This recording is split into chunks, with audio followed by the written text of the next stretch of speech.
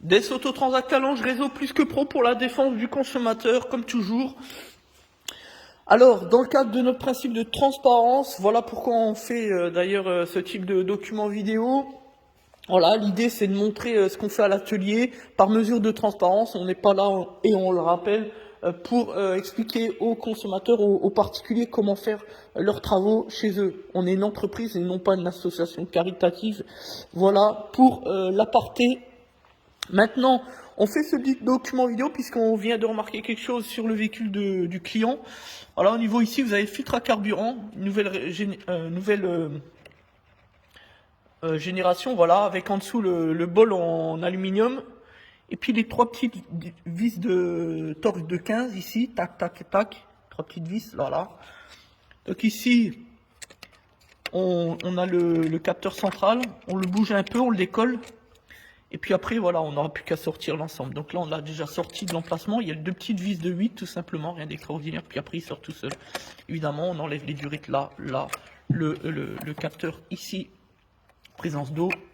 Et puis, l'objet du litige, cette durite. Regardez, voilà, ça c'est le retour au réservoir.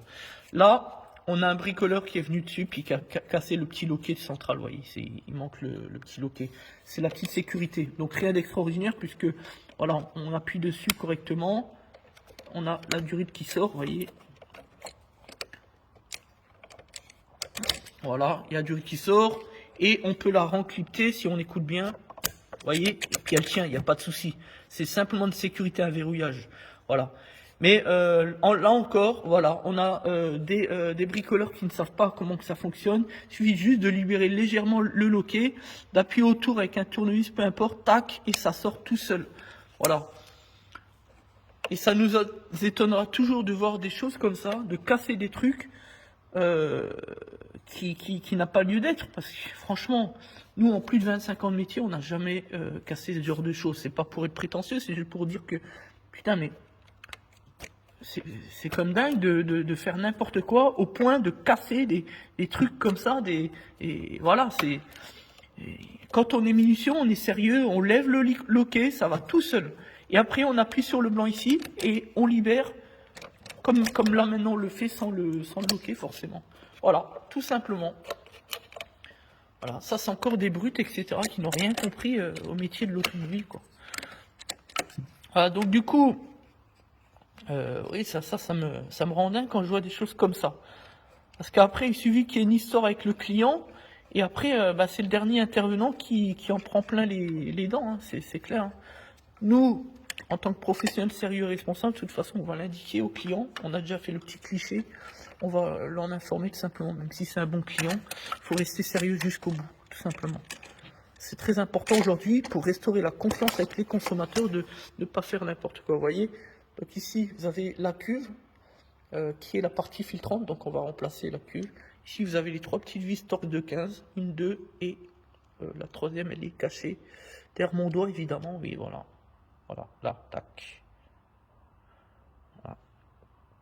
Donc avant de desserrer les trois vis, des fois c'est le petit piège, on tapote légèrement avec un petit marteau, mais attention doucement parce que c'est du plastique, pour les décoller, puisque ça arrivait déjà une fois que les vis sont tellement collées qu'après on a l'empreinte qui tourne et on a un petit peu, comme on dirait, comme dirait l'autre, là, dans le baba. Voilà, vous voyez, ici on en change assez régulièrement, vous voyez, on peut remarquer à quoi ça... Si vous avez le petit joint, à quoi ça ressemble, voilà. Après, ici, l'emplacement des trois vis. Voilà, puis le joint d'étanchéité ici, voilà. Rien d'extraordinaire. Ce qui est la difficulté là-dessus, en fait, c'est ça. C'est justement ce qu'on disait tout à l'heure, le capteur central, qui sert à rien du tout, sauf l'étanchéité en dessous, voilà. Et si on repose pas bien le bloc, le carter en plastique, ici, la partie haute, et bien tout simplement on a le gasoil qui fuit et donc du coup on a une panne moteur, vous l'avez compris. Donc c'est juste la petite difficulté, faire bien attention de bien reposer avec la partie centrale qui rentre bien dedans, nickel. Voilà, ça c'est la difficulté, sinon voilà, après ça reste un filtre à carburant, rien d'extraordinaire. Mais on sait que voilà, on a souvent ce petit souci là. Faire très attention de ne pas couper le joint, évidemment, le joint torique. On va essayer de vous le montrer, d'ailleurs, on va déposer là devant vous, puis on va vous montrer. On va vous montrer. Tac. comment que c'est fait. Comme ça, vous allez pouvoir voir. Comme on le dit, ces vidéos sont faites simplement pour montrer notre transparence, pour montrer ce qu'on fait à l'atelier, pour restaurer la confiance. On n'est pas là pour expliquer aux gens comment faire leurs travaux. Donc, si ça peut aider certains, c'est très bien, c'est parfait, on en est content. Mais voilà, le but c'est pas de venir nous poser des questions pour nous dire ah ben moi je n'y arrive pas, comment je fais, etc. D'ailleurs, souvent on a des gens qui nous appellent à l'autre côté de la France.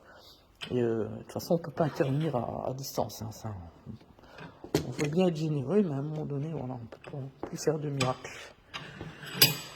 On aime bien faire des cadeaux, hein, mais comme hier, on a un client là qui s'est fait arnaquer par plusieurs garages, qui en avait marre de payer le diagnostic.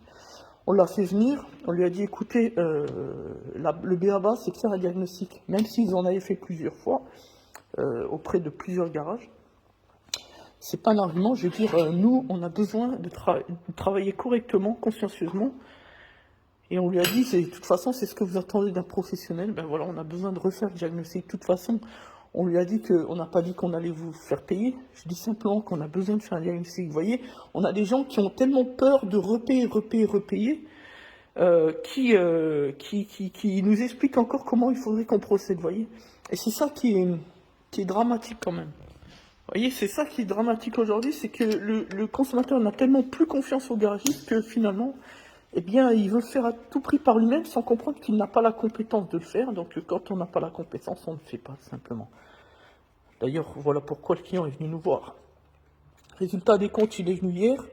On a analysé le diagnostic et puis finalement, on a pu lui trouver son problème, etc. Puis il faut savoir que son problème, c'est qu'il n'en avait pas, simplement. Donc, voilà.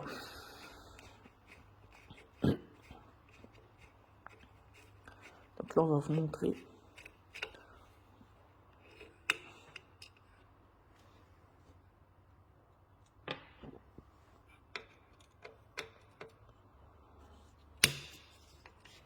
On va vous montrer.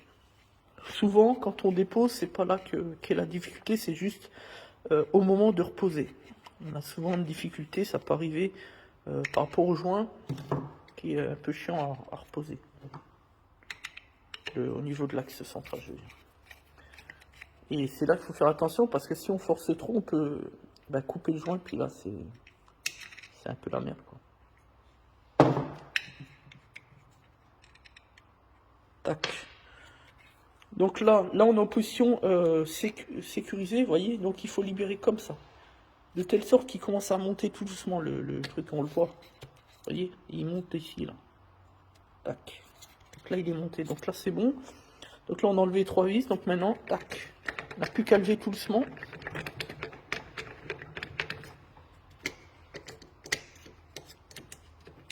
On va juste bien serrer.